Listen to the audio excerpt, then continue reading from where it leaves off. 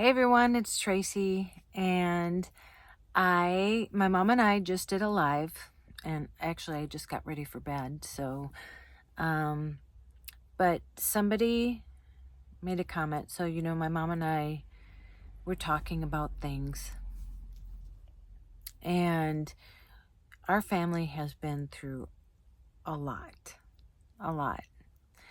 and someone had said that their son had died at 25, and she just doesn't know how you get through that. And I know in the live, my mom and I talk about, going through things, and we kind of I don't want to say we laugh about it, but we're kind of past a lot of it now. So I don't want to make it so flippant that it wasn't really, really hard to get through.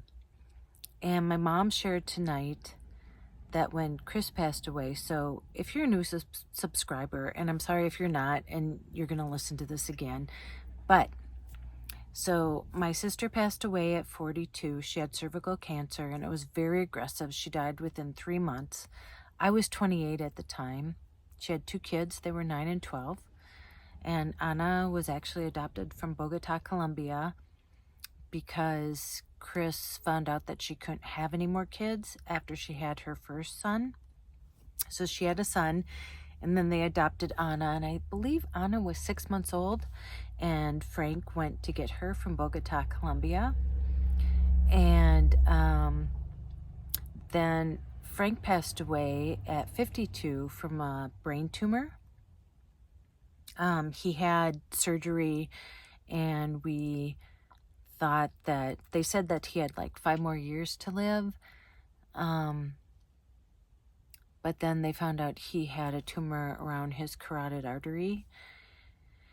And Frank was actually very wealthy, so he could find all the top doctors in the world, and nobody would operate on him because they said that they were afraid that he would die on the operating table if they would operate on him. And so he ended up passing away. And the day that we ended up burying him, my dad and Frank were very close. And I remember at the funeral home, my dad was sitting in a chair, and I could tell he was very sad. But then afterwards, we were going to go to my sister's house to they had a pool, and we're like, oh, we're going to have a barbecue and just kind of relax and reminisce about Frank. And so my daughter was very young. I remember she was in the back seat in her car seat, and I'm driving down the road to my sister's house, and all of a sudden I see my sister and her husband driving towards me, and I'm like, well, wait a minute, we're going to your house. Why are you coming here? And she rolls down the window, or her husband does, and says, Dad had a massive stroke, and we have to get to the hospital. And so then that's what we did. And then after that, my sister at 62 had strokes, and we found out she was in California because she lived there when that happened. And then she was brought to Chicago. She had friends there, and now she's here, and she's in an assisted living home, and she's 68, and she can't even get from her wheelchair to my car to take her out because I'm the only one that takes her out.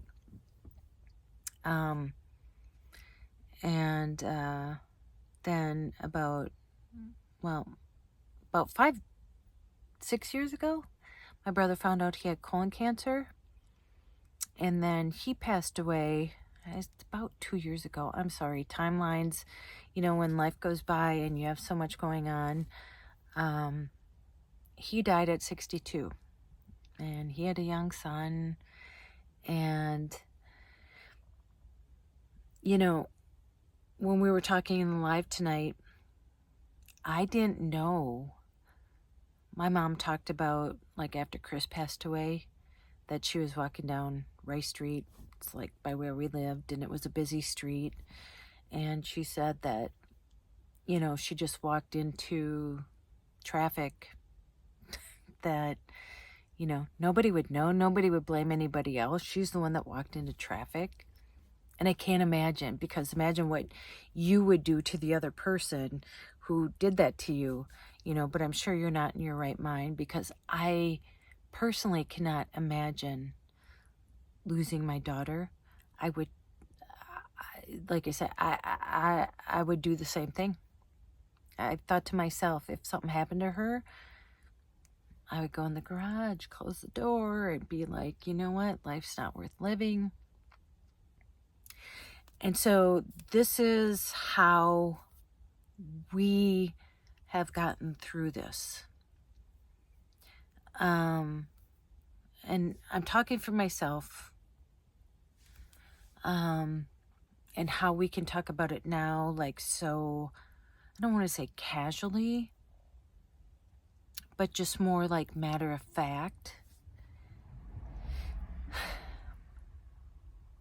is that when Chris died, so that was, I had my grandma die and stuff like that. You expect your grandma to die or your grandpa to die, but never someone like, I was 28 and my sister died at 42. And especially they all died in hospice. So it's like you're watching them slowly pass away, and there's nothing you can do. Everything is out of your control.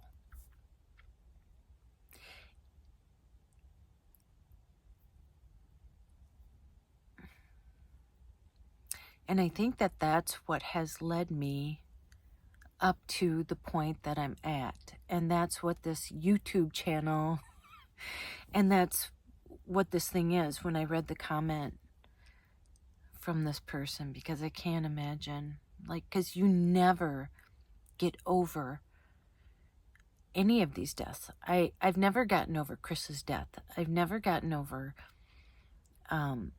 Pam's strokes. I never gotten over Frank's death. I never got over my dad's death. I never got over my brother's death. It's not anything you get over. It's something you get through. And I remember and it's funny not funny, not like that, but that when my mom said that tonight, I never knew that. I never knew that she thought about, like, ending her own life when Chris died. And I was in college at the time. I was going to the U, and I had my insurance through the U, and I was devastated. Like, I had never dealt with somebody so close dying to me, especially my sister, especially someone who had kids that were 12 and 9. And if I explained to you the whole, like, process of this, that I wanted to die, and I was only 28, and I didn't want to die. And I remember, like, thinking, I don't want to die.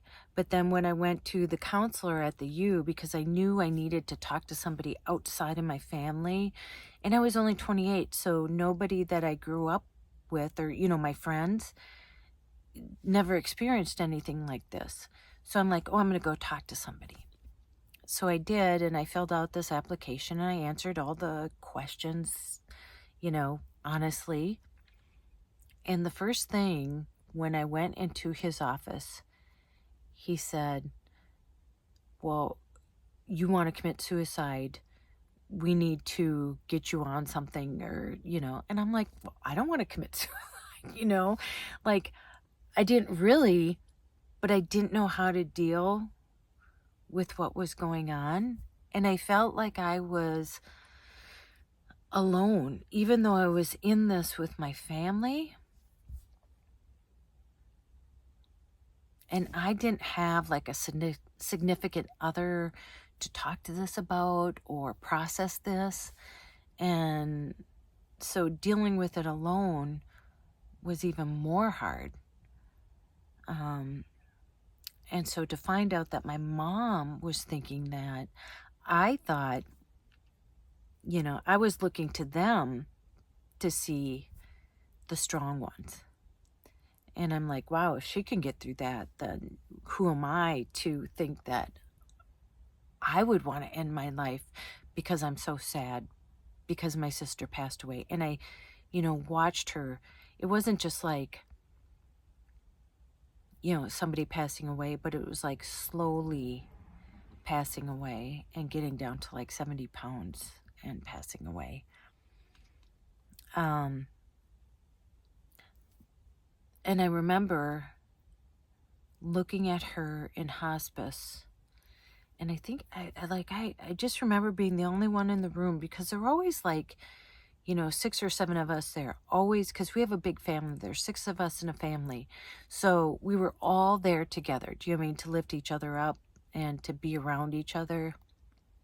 But for some reason, I was in the room by myself. And I remember looking at her thinking, at 42, I wonder what she wished she would have done in her life. Do you know what I mean? I wonder what she wished she would have said yes to. And yeah, there was a point, I remember sitting on my parents' steps and just sobbing and thinking to myself, I was turning 28, like, what's the point? I don't understand this. Like, I couldn't comprehend that happening. And so then time went on, and time does heal things. It becomes your new normal. It becomes your new daily living experience once you get past the initial thing. And like I said, I had, the rest of my family going through the same thing, but I was dealing with it individually. So then, when my brother-in-law got sick and he had to have brain surgery, and then he found out about the carotid artery thing, I was like, really, what else could happen? And especially to their kids. I mean, it's like, then it was like me not only thinking myself, but what was happening to their kids. They lost a mom like that, and then they lost a dad. And in between that time, I can't even tell you, he got remarried. That's a whole story in itself. Very narcissistic woman. And so they went through hell.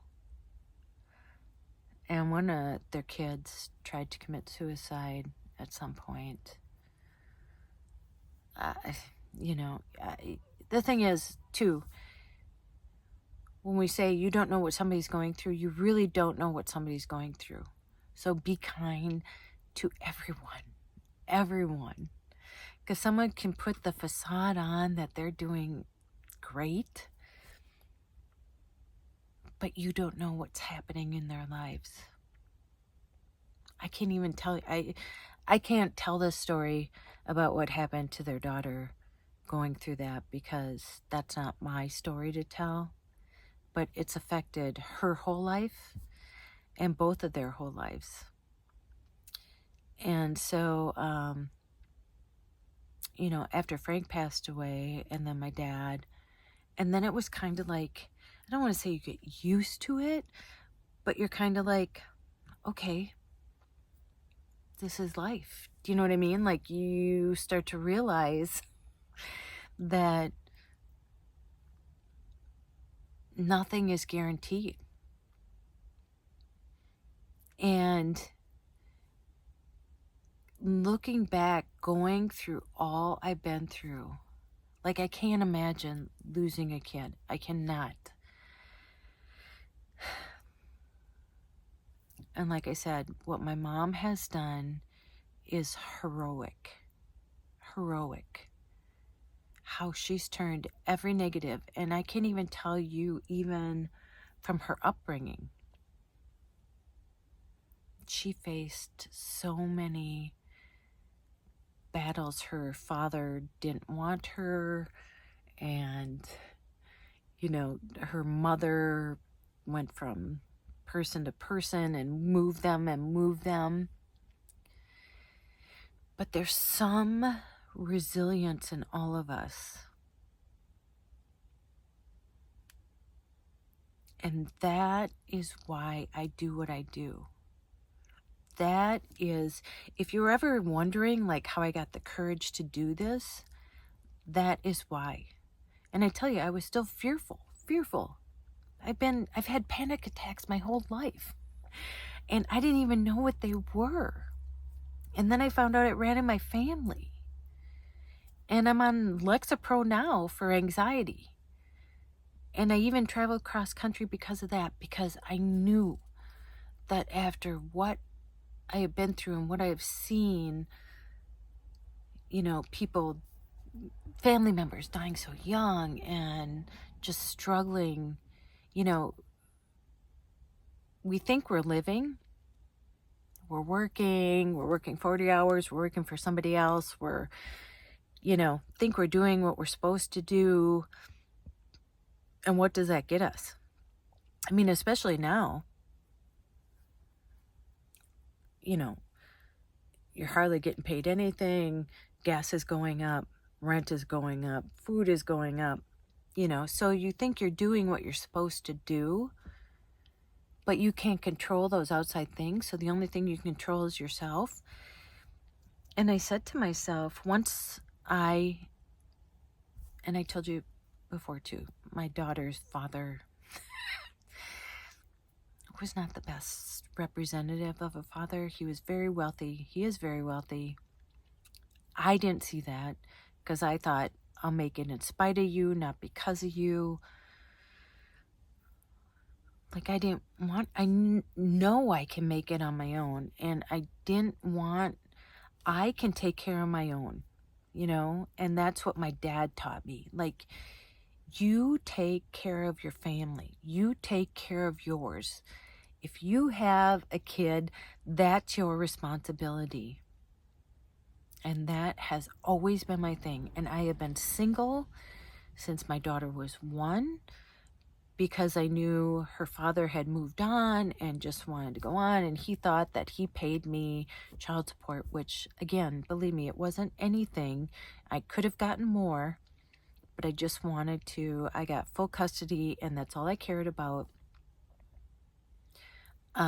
That I knew that was my responsibility, and raising her was my number 1 priority. That was the most important thing in my life. I always wanted her to know that she could always count on me, no matter what, anything else happened. And that's what's called unconditional love. Whether, you know, and I think about people who, my mom and I have talked about this, like, because she's had girlfriends, you know, she's 92, but she's had girlfriends who have had kids who are LGBTQ, and that they had nothing to do with them. One didn't even show up to their daughter's funeral because she was gay. And that's not unconditional love. And if you see my mom, then you know where I got this from. And this journey for me is not about what you think of me, what money I can make, what, I don't know, like, I guess what notoriety I can have. What I've seen, and it didn't start out like this, but like a difference I can make, that so many people have written me that, you know, they've done stuff because I've showed them that you can do it. You know, if I can do it, you can do it. And what's moved me to do it is going through what I've gone through. So if that's the legacy that I pass on from going through all the things I've gone through, then I feel like the people that I've lost, my sister, my brother, even the ability for my sister, my brother-in-law, my dad, if that's what I can pass on, then that's their legacy through me. And I don't feel worthy even sometimes to carry that. But there's always fear. It's not like I don't have fear. And it's not like you'll never have fear. You'll always have fear. You'll always have fear. But the best things are on the other side of that fear. And so, I don't know what to say to this woman who said she lost her 25-year-old son, after having the live tonight, and how Joy deals with it. But Joy has a deep faith that everything works out for a reason. And I follow that from her. And that's where I get everything I get.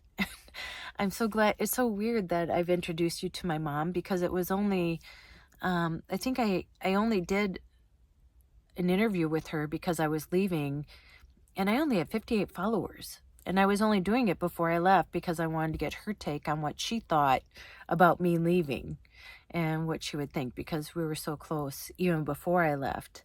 And I felt like I needed to leave to finally take care of myself. And it's interesting because I thought I would be by myself through that 5 months, but I've gained 19,000 friends from that. And again, I think that there's just a reason for that. That if I can give that to you through what I've learned through my mom, through the hardships that we've both been through, because we've both been through it together, one from a mother's point of view, one from a sister's point of view, that you can't waste your life. And that's why I say go out and make an adventure, because like I said, every time I go to my sister's assisted living home and I pick her up, that every single time, I tell you, every single time, it's like, okay, Tracy, keep going, keep doing it, keep living your life, and don't be afraid. Because if this is what is on the other end of giving your life to a company for a paycheck, then it's not worth it. It's totally not worth it. If you're just living for a paycheck, I would say move into a frickin' van. And I tell you what, that's what I thank God for now. Now that I've gotten home, my traveling was my traveling, and that was fun. And, I didn't know what to expect. I didn't know what was going on. And you all were along for that ride. I didn't know what was going to happen. I didn't know you were going to follow me. I didn't know this many people were going to follow me. But now I see a reason on the other end. And you will see that too. There's a reason on the other end of that fear. I know there's fear in anything that you start that's new. But on the other side of it is something more than you would ever imagine. And so it's the only thing that I can say to explain how we've dealt with all this, that there's a bigger reason for all of this, and it's been to share with others. I'm so glad, like I said, that I get to share my mom, that some of you don't have moms like I have, and you can feel like she's your mom, or you miss your mom even more because you had a relationship like that with your mom. And I appreciate her more every day, even though I appreciated her before, that I could share her with you and that she's been through so much. I mean, I can't even tell you. I can't even share with you. And like I said, I just found out tonight that that's how she thought after Chris died. I didn't know. And I was feeling the same way, that I wanted to maybe end things because I didn't know how to deal with it. That if you get through that part and you change your way of thinking, we're so conditioned. Like, I have tattoos. I want more tattoos. I got a nose piercing. You know what? Maybe I want more piercings. You don't need to worry about what other people think. And this is what I've learned about being on YouTube. I've gone through things where people like berate me or say bad things or, bad comments. And now that I'm home and around people I love, if anything, I feel more sorry for those people. And I still get them. But you know what? Now I delete them or I'll write something back and I feel sorry for them. That there's something in them that is making them do that. So such a heavy topic. And I didn't plan on doing this. Like I said, I was already for bed. I took my makeup off. But when I saw that, somebody write that about their 25-year-old and how you deal with it, you don't deal with it. I mean, there's no one way to handle that.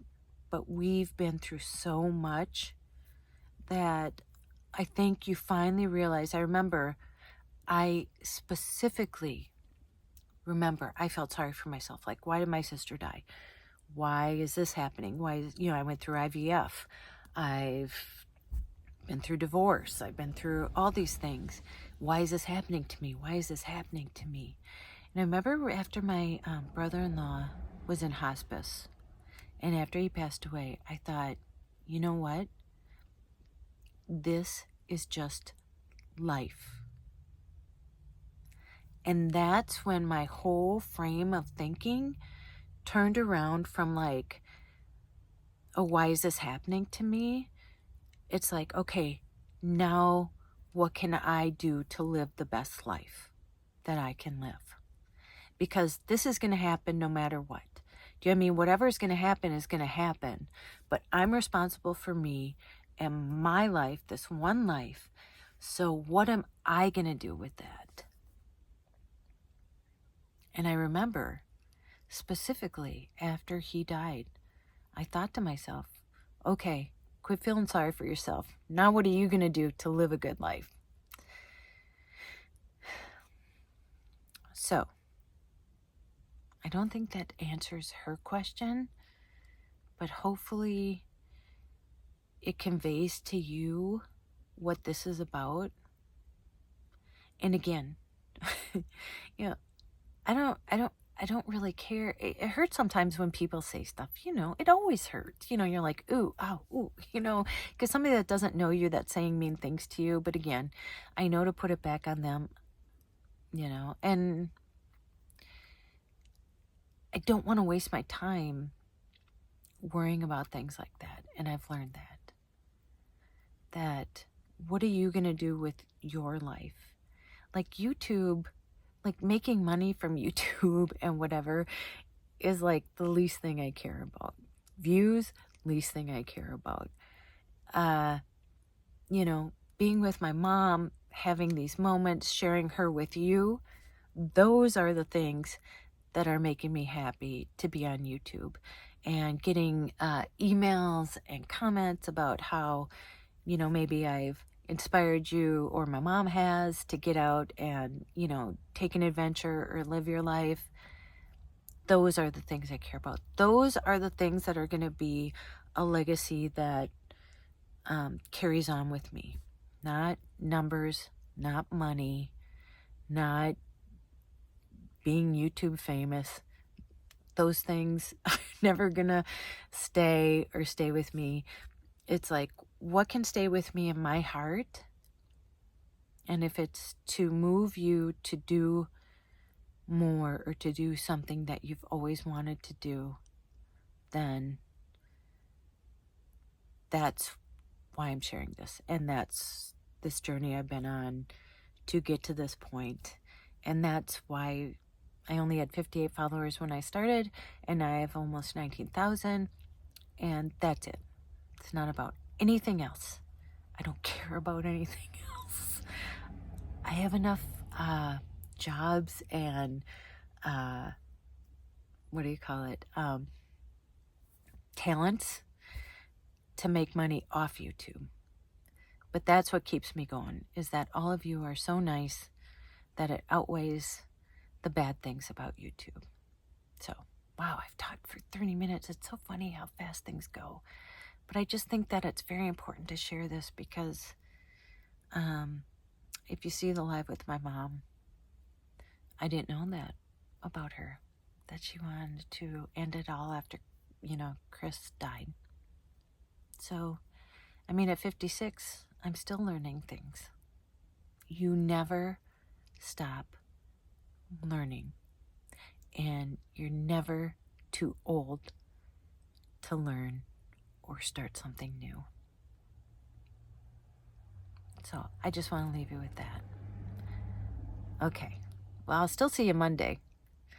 I just did this tonight because that really moved me to share.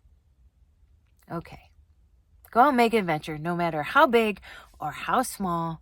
You don't have to sell everything you move into a van. I did that. You don't have to do that, but if you want to, you can. Do it. Yeah, do it. If you want to quit your job, if you have a sucky job, start looking for another one. You don't have to sit there and take that. Even if you've been there 30 years, be like, fuck you. I'm out of here. I'll go find somebody else who appreciates me. There's no time limit on how long you've worked somewhere or retirement. I worked with a woman who worked for a law firm. She was 63 and they fired her after being there. She worked there since she was 25. And she ended up losing her condo. So you never have any guarantee wherever you work for. So quit making other people money. Go be happy and do what you want to do. Fuck that. Fuck that. Yeah, go call someone you love. And as Joy says, tell them that you love them. And you do not forget your magic. You do not forget your magic. You do not have to put up with any fucking thing that you don't want to. If you have a girlfriend or a boyfriend or a husband or a wife that's a fucking asshole and treating you like shit, then you know what you say? I can find better. You know what? I'll be better off by myself. I don't need to take care of you. I'm done with you. You know what? Take care of your fucking self. How about that? How about that? Yeah, do that, okay? All right. Didn't plan this, obviously, but I'll see you in the next one.